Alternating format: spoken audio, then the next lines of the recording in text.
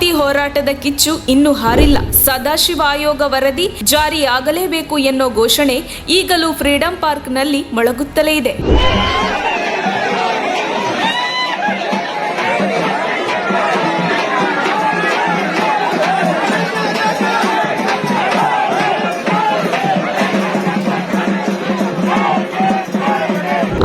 ದಿನಕ್ಕೆ ಕಾಲಿಟ್ಟ ಹೋರಾಟದಲ್ಲಿ ನ್ಯಾಯಮೂರ್ತಿ ಎಜೆ ಸದಾಶಿವ ಆಯೋಗದ ವರದಿ ಜಾರಿ ಮಾಡಲೇಬೇಕೆಂದು ಪ್ರತಿಭಟನಾಕಾರರು ಆಗ್ರಹಿಸಿದರು.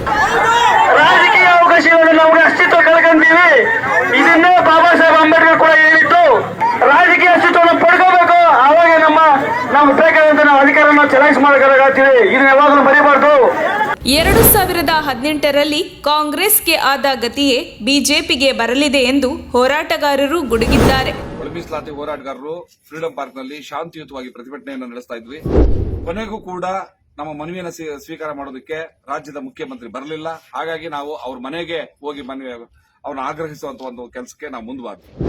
ಆ ಸಂದರ್ಭದಲ್ಲಿ ಪೊಲೀಸ್ನವರು ನಮ್ಮನ್ನ ತಡೆದಿದ್ದಾರೆ. ಹೋರಾಟಗಾರನ ಅರೆಸ್ಟ್ ಮಾಡಿಕೊಂಡು ಇಲ್ಲಿ ತಗೊಂಡು ಬಂದು ಇಟ್ಟಿದ್ದಾರೆ.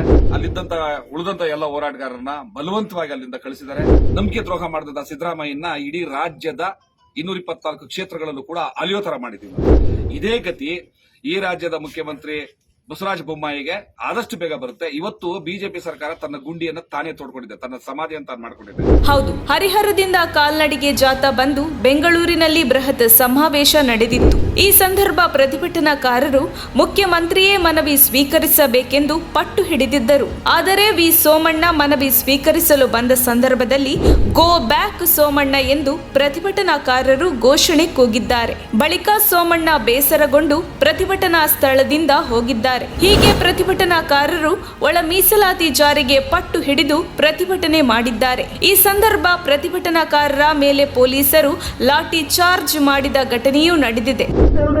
ಮುಂದಿನ ಅಧಿವೇಶನದಲ್ಲೇ ಹೇಗೆ ಸುಗ್ರೀವಾಜ್ಞೆಯನ್ನು ತಂದು ಒಳ ಮೀಸಲಾತಿಯನ್ನು ಜಾರಿ ಮಾಡಬೇಕು ಅಂತಕ್ಕಂಥ ನಮ್ಮ ಬೇಡಿಕೆ ಈಡೇರಬೇಕು. ಇಲ್ಲ ಅಂತ ಹೇಳಿದ್ರೆ 23 ಲಕ್ಷ 24 ಲಕ್ಷದಲ್ಲಿ ಈ ಪರಿಶಿಷ್ಟ ಜಾತಿಗಳು ಒಂದಾಗಿ ನಿಂತುಕೊಂಡು ನಿಮ್ಮ ಸಿಎಂ ಕುರ್ಚಿಯನ್ನೇ ಖಾಲಿ ಮಾಡಿ ನಾವೇ ಆ ಜಾಗದಲ್ಲಿ ಕೂತ್ಕೊಂಡು ನಮ್ಮ ಪಾಲನೆ ನಾವು ತೆಗೆದುಕೊಂಡು ಎಲ್ಲಾ ಜಾತಿಯವರಿಗೂ ಸಮಾನವಾದಂತಹ ಮೀಸಲಾತಿಯನ್ನು ನಾವು ಕೊಡ್ತೀವಿ. ಹೀಗೆ ತಾರೀಖು 11ರ ಭಾನುವಾರ ರಾಜ್ಯ ಬಿಜೆಪಿಗೆ ಒಳ ಮೀಸಲಾತಿ ಹೋರಾಟ ಸಮಿತಿ ಖಡಕ್ ಎಚ್ಚರಿಕೆಯನ್ನು ನೀಡಿದ್ದಂತೂ ನಿಜ.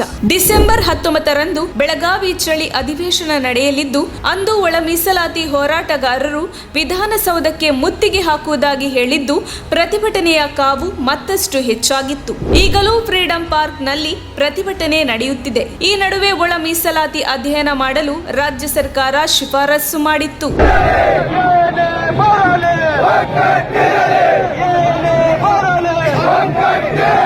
ಇಡಬ್ಲ್ಯೂಎಸ್ಗೆ ಇಲ್ಲದ ಅಧ್ಯಯನ ಒಳ ಮೀಸಲಾತಿಗೆ ಏಕೆ? ಬೆಂಗಳೂರಿನಲ್ಲಿ ರಾಜಕೀಯ ಪಕ್ಷಗಳಿಗೆ ಶಾಕ್ ನೀಡಿದ್ದ ಒಳ ಮೀಸಲಾತಿ ಹೋರಾಟ ದಲಿತ ಸಂಘರ್ಷ ಸಮಿತಿ ಸ್ಥಾಪಕ ಬಿ ಕೃಷ್ಣಪ್ಪ ಅವರ ಸಮಾಧಿ ಸ್ಥಳ ಹರಿಹರದಿಂದ ನವೆಂಬರ್ 28ರಂದು ಪ್ರಾರಂಭವಾಗಿತ್ತು. ಅಂಬಣ್ಣ ಅರೋಲಿಕರ್, ಕರಿಯಪ್ಪ ಗುಡುಮನಿ, ಸುರೇಶ್ ಜಾಲಾಪುರ್, ದೌಲಪ್, ಚೆನ್ನಪ್ಪ ಸಿರಿವಾರ್ ಸೇರಿದಂತೆ 150 ಜನ ಒಳ ಮೀಸಲಾತಿಗಾಗಿ ಕಾಲ್ನಡಿಗೆಯನ್ನು ಪ್ರಾರಂಭಿಸಿದ್ದರು. ಮಳೆ ಬಿಸಿಲೆನ್ನದೇ ಚಳಿಗೆ ಎದೆಗುಂದದೆ ಸದಾಶಿವ ಆಯೋಗ ವರದಿ ಜಾರಿಯನ್ನು ಒಂದೇ ಗುರಿಯನ್ನಿಟ್ಟುಕೊಂಡು ಸಾಗಿದ ಹೋರಾಟಗಾರರು 350 ಕಿಲೋಮೀಟರ್ ಪಾದಯಾತ್ರೆ ಮಾಡಿದ್ದು ಹೆಜ್ಜೆ ಜೊತೆಗೆ ಹೆಜ್ಜೆಗಳು ಸೇರಿ ಡಿಸೆಂಬರ್ 11ರಂದು ಬೆಂಗಳೂರಿನಲ್ಲಿ ನಡೆದ ಬೃಹತ್ ಪ್ರತಿಭಟನೆಯಲ್ಲಿ ಜನಸಾಗರವೇ ಸೇರಿ ಅಧಿಕಾರದಲ್ಲಿ ಇರುವ ಬಿಜೆಪಿ ಸರ್ಕಾರಕ್ಕೆ ಇರುಸು ಮುರುಸು ಉಂಟು ಮಾಡಿತ್ತು. ಪ್ರತಿಭಟನಾಕಾರರ ಮೇಲೆ ಪೊಲೀಸರು ಲಾಠಿ ಚಾರ್ಜ್ ಮಾಡಿದ್ದರಿಂದ ಇದನ್ನು ಖಂಡಿಸಿದ ಪ್ರತಿಭಟನಾಕಾರರು 2018ರಲ್ಲಿ ಕಾಂಗ್ರೆಸ್ಗೆ ಆದ ಗತಿಯೇ 2023ರಲ್ಲಿ ಬಿಜೆಪಿಗೆ ಬರಲಿದೆ ಎಂದು ಆಕ್ರೋಶ ವ್ಯಕ್ತಪಡಿಸಿದ್ದರು.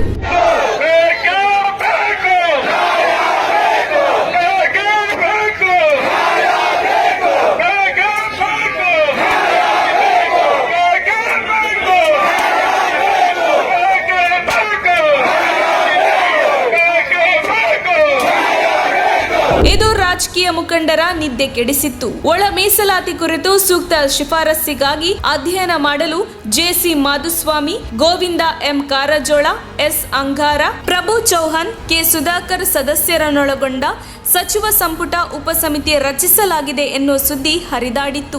ಈ ಬಗ್ಗೆ ಹೋರಾಟಗಾರರು ಇಡಬ್ಲ್ಯೂಎಸ್ಗೆ 10% ಮೀಸಲಾತಿಯನ್ನ ಯಾವ ಅಧ್ಯಯನ ಮಾಡಿ ನೀಡಿದ್ದೀರಿ, ಎಡಬ್ಲ್ಯೂಎಸ್ಗೆ ಇಲ್ಲದ ಅಧ್ಯಯನ ಒಳ ಮೀಸಲಾತಿಗೆ ಏಕೆ ಎಂದಿದ್ದಾರೆ. ಇಂತಹ ನಾಟಕಗಳು ನಮ್ಮ ಮುಂದೆ ನಡೆಯಲ್ಲ ಎಂದು ಸರ್ಕಾರಕ್ಕೆ ಸಾಮಾಜಿಕ ಜಾಲತಾಣಗಳಲ್ಲಿ ಚೀಮಾರಿ ಹಾಕಿದ ಘಟನೆಯು ನಡೆದಿತ್ತು.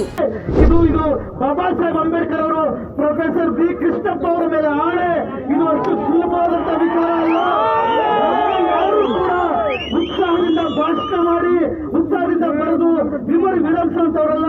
ನಾವೆಲ್ಲರೂ ಪರಿಶಿಷ್ಟ ಜಾತಿಯಲ್ಲಿರ್ತಕ್ಕಂಥ 101 ಜಾತಿಗಳು, ಪರಿಶಿಷ್ಟ ವರ್ಗದ 50 ಜಾತಿಗಳು ಒಟ್ಟಿಗೆ ಸೇರಿಕೊಂಡು ಈ ದೇಶದಲ್ಲಿ ನ್ಯಾಯ ಸಮಾನತೆ ಕೊಡ್ಲಿಕ್ಕೆ ಯೋಗ್ಯತೆ ತಾಕತ್ತಿರ್ತಕ್ಕಂಥದ್ದು ನಮ್ಮ ಮಾತ್ರ. ಅದನ್ನ ಮಾಡಿ ತೋರಿಸ್ತೀವಿ. ಹೋರಾಟಗಾರರ ಮುಂದಿನ ನಡೆ ಏನು? ಕಾಂಗ್ರೆಸ್ನ ವಿಪಕ್ಷ ನಾಯಕ ಸಿದ್ದರಾಮಯ್ಯ ಪ್ರತಿಭಟನಾ ನಿರತರ ಮೇಲೆ ಆದ ದೌರ್ಜನ್ಯವನ್ನು ಖಂಡಿಸಿದ್ದಾರೆ ಮತ್ತು ಒಳ ಮೀಸಲಾತಿ ಬಗ್ಗೆ ಬೆಂಬಲದ ಮಾತುಗಳನ್ನಾಡಿದ್ದಾರೆ. ಈ ನಡುವೆ ಹೋರಾಟಗಾರರ ಮುಂದಿನ ನಡೆ ಹೋರಾಟವೇ ಆಗಿದ್ದು, ಇನ್ನೂ ಹೆಚ್ಚು ಸರ್ಕಾರವನ್ನು ಒತ್ತಾಯಿಸುವುದು ಪ್ರತಿಭಟನಾಕಾರರ ಉದ್ದೇಶವಾಗಿದೆ. ಬೆಳಗಾವಿ ಅಧಿವೇಶನದಲ್ಲಿ ಒಳ ಮೀಸಲಾತಿ ಬಗ್ಗೆ ಸುದೀರ್ಘ ಚರ್ಚೆ ನಡೆಯಬೇಕು ಎಂದಿದೆ. ಆಗ ಬಿಜೆಪಿ, ಕಾಂಗ್ರೆಸ್, ಜೆಡಿಎಸ್ ಪಕ್ಷದ ಶಾಸಕರು ತಮ್ಮ ಬದ್ಧತೆಯನ್ನು ಪ್ರದರ್ಶಿಸಬೇಕಾಗುತ್ತದೆ. ಅಧಿವೇಶನದಂದು ಕಪ್ಪು ಬಾವುಟ ಪ್ರದರ್ಶಿಸುವ ಯೋಜನೆಯನ್ನ ಪ್ರತಿಭಟನಾಕಾರರು ಹಮ್ಮಿಕೊಂಡಿದ್ದರು. ಆದರೆ ಈ ನಡುವೆ ಮುಂಬರುವ ಬೆಳಗಾವಿ ಸುವರ್ಣಸೌಧದಲ್ಲಿ ನಡೆಯುವ ಅಧಿವೇಶನದಲ್ಲಿ ನ್ಯಾಯಮೂರ್ತಿ ಎಜೆ ಸದಾಶಿವ ಆಯೋಗದ ವರದಿಯನ್ನ ಜಾರಿಗೆ ತರುತ್ತೇನೆ ಎಂದು ಮುಖ್ಯಮಂತ್ರಿ ಬಸವರಾಜ ಬೊಮ್ಮಾಯಿ ಹಾಗೂ ಸಚಿವ ಗೋವಿಂದ ಕಾರಜೋಳ ಜಂಟಿಯಾಗಿ ಹೇಳಿಕೆ ನೀಡಿದ್ದಾರೆ ಎನ್ನಲಾಗುತ್ತಿದ್ದು, ಪ್ರತಿಭಟನಾಕಾರರ ಮುಂದಿನ ನಡೆ ಕುತೂಹಲಕಾರಿಯಾಗಿದೆ. ಹೋರಾಟಕ್ಕೆ ಸದಾಶಿವ ಆಯೋಗ ವರದಿ ಜಾರಿಯಾಗಲೇಬೇಕು. ಸದಾಶಿವ ಆಯೋಗದ ವರದಿ ಜಾರಿಯಾಗಲೇಬೇಕು. ಮಾಡಿದ ಸರ್ಕಾರಕ್ಕೆ ಹೇಳಿದಿಕ್ಕಾರ. ಏನೇ ಆಗಲಿ ಅಧಿವೇಶನದಲ್ಲಿ ನ್ಯಾಯಮೂರ್ತಿ ಎಜೆ ಸದಾಶಿವ ಆಯೋಗ ವರದಿ ಜಾರಿಯಾಗಲೇಬೇಕು ಅನ್ನುವ ಒತ್ತಾಯ ಎಲ್ಲೆಡೆ ಕೇಳಿಬಂದಿದೆ. 19ರಿಂದ ಒಳ ಮೀಸಲಾತಿ ಹೋರಾಟ ಇನ್ನೂ ಹೆಚ್ಚಾಗಲಿದ್ದು, ಅಧಿವೇಶನ ಮುಗಿಯುವವರೆಗೆ ಸರ್ಕಾರದ ಸ್ಪಂದನೆಗೆ ಕಾದು ಸರ್ಕಾರ ಪ್ರತಿಕೂಲವಾಗಿ ಸ್ಪಂದಿಸದಿದ್ದರೆ ಚುನಾವಣೆಯಲ್ಲಿ ಬಿಜೆಪಿಗೆ ತಕ್ಕ ಪಾಠ ಕಲಿಸುವ ನಿಲುವನ್ನ ಹೋರಾಟಗಾರರು ಹೊಂದಿದ್ದಾರೆ ಎನ್ನಲಾಗಿದ್ದು, ಈ ಬಾರಿ ಅಧಿವೇಶನದಲ್ಲಿ ಒಳ ಮೀಸಲಾತಿ ವಿಚಾರವೇ ಭಾರಿ ಸದ್ದು ಮಾಡಲಿದೆ ಅನ್ನೋದು ಸ್ಪಷ್ಟವಾಗಿದೆ.